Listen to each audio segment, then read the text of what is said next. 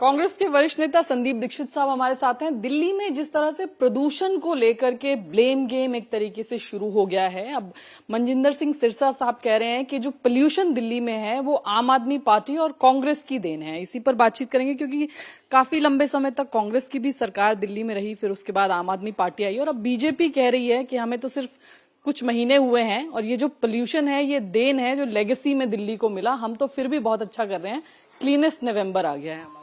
वो तो साहब देखो, आंकड़े क्या कहते हैं क्या नहीं कहते हैं, लोगों की हकीकत क्या, वो अलग बात है। मुझे ये बात जरूर समझ में आ रही है कि कांग्रेस कितनी सशक्त थी कि हमने 15-10 साल पहले जो हवा इकट्ठा की थी वो आज तक दिल्ली पे असर कर रही है। मतलब कांग्रेस की राजनीतिक हवा भले ही खत्म हो गई हो, हमारी बनाई हुई हवा अभी भी चल रही है, क्योंकि इनका ये मतलब है कि 11-12 साल पहले जो हमारे कारण हवा खराब हुई थी वही दिल्ली को आज भी खराब कर रही है। अब हवा भी अजीब चीज है साहब, गई थी दिल्ली से, तो कम से कम हवा में तो कांग्रेस की हवा है और कहीं हो ना हो। लेकिन ये निरर्थक बातें हैं। देखिए, सबको पता है कि अगर दिल्ली में कभी पर्यावरण पे काम हुआ तो कांग्रेस की सरकारों के अंदर हुआ। यहां बार बार लोग इस बात को कहते थे कि जहां आप रात को अगर स्कूटर में जाएंगी और कॉलर गंदा हो जाया करता था, वो कॉलर हमारे साफ होने लगे। एक सामान्य जन में बात थी। और जब जनता अपने उदाहरण से सरकार की उपलब्धियां गिनाती है तो समझ लिए जनमानस में सरकार की उपलब्धि उसके घर पे पहुंची है, उसके व्यक्तिगत जीवन में, अपने व्यवहार में, अपने अनुभव में पहुंची है। उसके बाद मुझे एक ऐसा वाकया बता दीजिए जिसमें कोई दिल्ली का नागरिक अपने व्यक्तिगत जीवन में पर्यावरण से लेकर कोई भी सकारात्मक अगर उसका अनुभव रहा हो। 11 साल आम आदमी पार्टी के, उसमें तो चलो छोड़ो भाई, मतलब उसमें तो जो सत्यानाश हुआ पिछले 7-8 महीने भी मुझे नहीं दिखता है। बल्कि कई जगहों पे तो अगर आप ट्विटर देखें या मैसेज देखें तो भारतीय जनता पार्टी के स्वयं के लोग ही त्राही त्राही कर रहे हैं इस हवा को लेकर। तो सिरसा जी को कौन से आंकड़े मिल गए हैं, ये एक तो मुझे नहीं समझ में आ रहा। दूसरा, मैं इनसे कहूंगा आपका काम है हवा साफ करना, तुलना में नहीं।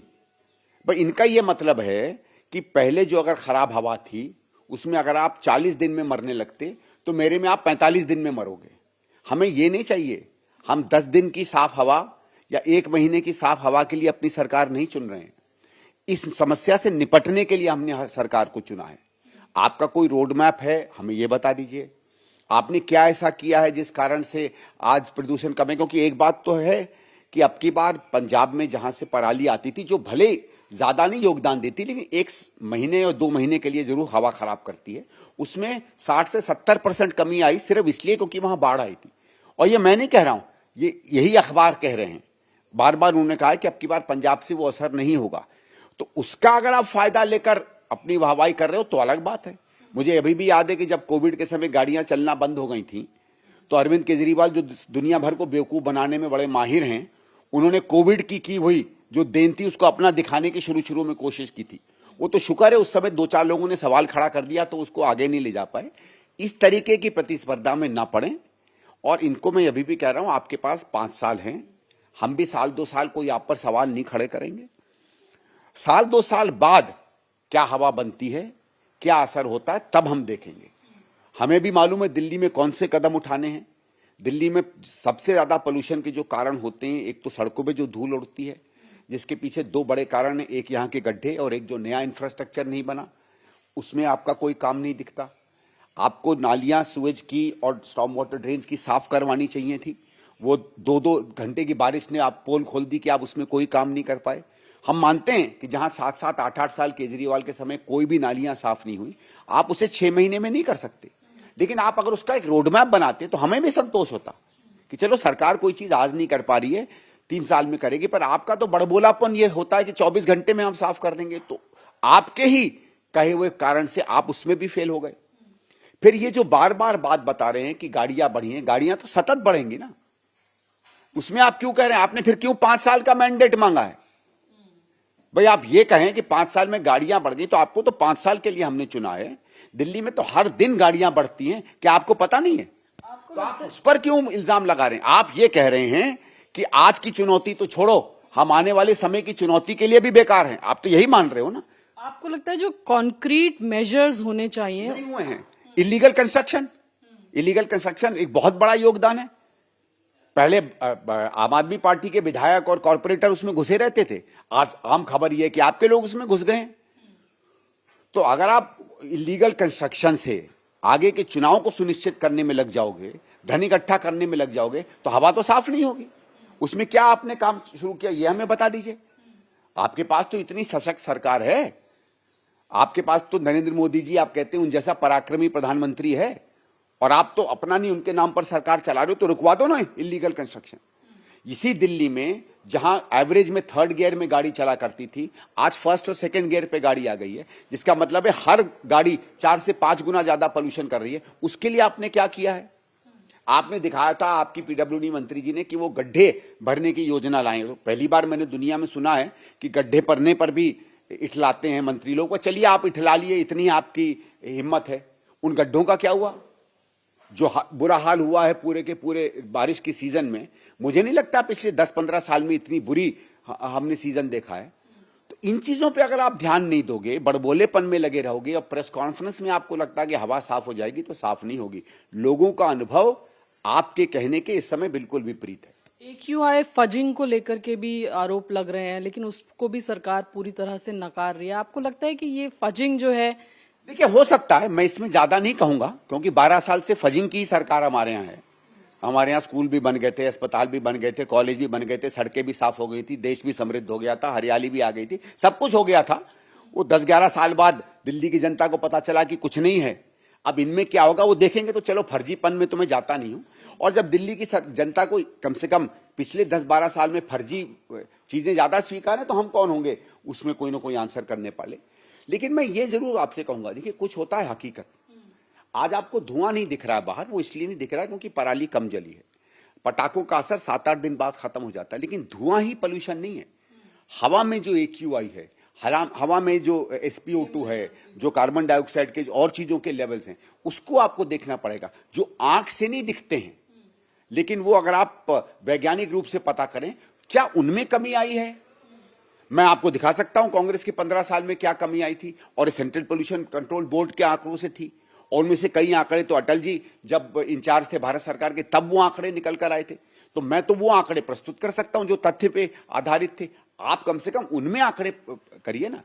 आप फज करिए या नहीं करिए, कहानी तो कुछ और दिख रही है ना। अब मुझे अभी भी याद है कि एक समय में, आज कुछ समय पहले, जब मामला और गड़बड़ था, दिवाली के 2 या 3 दिन बाद, आप ही के कुछ मित्र पत्रकार मेरे पास आए थे और उन्होंने कहा कि साहब सरकार ने 320 या 330 का नंबर दिखाया है, और खुद उस पत्रकार के फोन पर कोई क्रेडिबल एजेंसी 500 दिखा रही थी। तो मैंने उससे पूछ लिया, यार इसमें ये 500 क्या कर रहा है भाई? आप या तो आपका फोन और उसका सॉफ्टवेयर आप मिटा दो, या सरकार के 320 के आंकड़ों को आप मान लो। फिर हमने अपने 2-3 और स्टेशन इसमें निकाले। आजकल टेलीफोन पर और असत्य भी बहुत मिलता है, कुछ न कुछ सत्य भी दिख जाता है, उसमें आंकड़े बिल्कुल दूसरे नंबर दिखा रहे थे। तो ये संदेह तो होता है कि शायद सरकार जो है कुछ न कुछ छुपाने की कोशिश कर रही है। कोई रोड मैप कांग्रेस के पास है क्या इस पोल्यूशन से लड़ने का? और जब चुनाव आते हैं, अक्सर हम देखते हैं दिल्ली में अक्टूबर ऑनवर्ड्स तो बहुत खराब हालत हो जाती है, लोग दिल्ली छोड़ छोड़ के दूसरे शहरों में चले जाते हैं। कल ही एक स्टोरी मैंने देखी, गोवा में लोग चले गए रहने के लिए, दिल्ली की हवा इतनी प्रदूषित थी। तो कोई रोड मैप क्या विपक्ष के पास है, और क्या चुनावी मुद्दा होगा अगले? देखिए, हम तो इस चुनाव में भी हमने बनाया था, लेकिन क्या है, पर्यावरण जैसे या दिल्ली के जो बड़े मसले हैं, इनमें सस्ती लोकप्रियता वाला कोई सोल्यूशन नहीं है। 2000 रुपए जेब में डाल दो, बिजली माफ कर दो, सुएज माफ कर दो, फलानी चीज माफ। फ्रीबीज के चक्कर में असल मुद्दे कॉम्प्रोमाइज हो रहे हैं। सारी बजट्स आपकी फ्रीबीज में चली गई है। और देखो, मैं तो बार बार कहता हूं कि अगर वोटर लालची हो गया है, तो उसको वो ये चाहता कि मेरा लालच कोई पूरा करे, मेरे जीवन को सार्थक करने की शायद इस समय उसके मन में उस तरीके की कोई अपेक्षाएं नहीं है। लेकिन कांग्रेस का यह है कि हम लालच में थोड़ा बहुत जरूर आते हैं, क्योंकि अगर वो प्रतिस्पर्धा में है तो हम क्या करें, हम भी तो यही चुनाव लड़ना चाहते हैं। लेकिन मूल काम कांग्रेस का हमेशा रहा है आपका आज और आपका भविष्य सुदृढ़ करना, उसके लिए काम करना, जिसमें त्वरित वोट तो नहीं मिलता है, लेकिन लंबे चल के लोग जान पाते हैं कि आपका एक सकारात्मक असर हम पे रहा है। तो हम जब भी पर्यावरण की बात करते हैं, कठोर कदमों की बात करते हैं, हम इलीगल कंस्ट्रक्शन रोकने की बात करते हैं, हम नया इंफ्रास्ट्रक्चर जिसमें कई साल लग जाएंगे उसको दोबारा से लाने की बात करते हैं, हम सड़कों पे जो करप्शन के कारण गड्ढे बन रहे हैं उसको हटाने की बात करेंगे, हम पब्लिक इंफ्रास्ट्रक्चर को इंक्रीज करने की बात करेंगे। भाई आपको याद होगा BRT जब आया था, बहुत लोगों में बदनामी हुई। BRT इसलिए नहीं आया था कि गाड़ियों को सुविधा मिले, BRT का मतलब यह था कि एक तो बसें सरपट दौड़ सके, और दूसरा उस कारण से प्राइवेट ट्रांसपोर्ट पे जो दिक्कत आती है उस दिक्कत के कारण लोग धीरे धीरे पब्लिक ट्रांसपोर्ट पे जाए। और ये दुनिया का एक नियम रहा है कि बीआरटी जो है लोगों को किसी ना किसी तरह प्रोत्साहित करती है पब्लिक ट्रांसपोर्ट में जाने के लिए। अब उसके खिलाफ सब लोग खड़े हो गए, तो कठोर कदम उठाने वाली का तो दम कांग्रेस में ही है। और हम आज भी कहते हैं कि अगर दिल्ली के लोग चाहते हैं कि उनके लिए कठोर कदम उठाए जाएं, जिससे आने वाले समय में दिल्ली फिर वही दिल्ली बने जिसकी आज से 8 या 10 साल पहले दुनिया में तारीफ होती थी, देश में होती थी, यहाँ के नागरिक को लगता था कि नहीं, मैं ऐसे शहर में हूं जो रहने लायक है। अगर आप फिर से चाहते हो कि उस तरीके का शहर है, तो मैं दिल्ली के लोगों से आपके सामने गुजारिश करूंगा कि कांग्रेस को गंभीरता से लीजिए। और अगर आप चाहते हैं कि शाम के बिजली का बिल भले ना आए, लेकिन आपका मेडिकल का बिल या आपके जीवन में जो 10 साल और मिल सकते थे वो कम हो जाएं और आप उससे सेटिस्फाइड हैं, तो फिर आप जिस पार्टी के पास जाइए, हम तो कुछ नहीं कह सकते।